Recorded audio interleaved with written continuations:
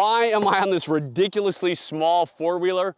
Well, because Columbus Day is coming up and we're going four-wheeling, and my kids always wreck and break these things, so I just fixed it. And speaking of Columbus Day, how'd you like that segue? Backed by popular demand, because a lot of people asked for it, we are doing our annual Columbus Day sale where we're giving away free tactical pens. So buy some tactical pens. I'm gonna add on to your order some tactical pens absolutely free. Go to tacticalspypen.com and you're getting the original, I'll say irrational, you're getting the original tactical pen that has been ripped off a lot of times, what's that quote about flattery, and they make cheap, crappy knockoffs. Remember, the tactical pen is a writing utensil. You can pull off the cap here, regular writing utensil, refillable ink pens. I have carried this tactical pen all over the world. I've flown with it all over the world. It is my favorite self-defense tool. Even though I love guns and I absolutely love knives, I haven't gotten those in courthouses. I haven't been on airplanes with those, and nor should you try. So the tactical pen is a self-defense tool which has saved a lot of lives. If you go to tacticalspypen.com,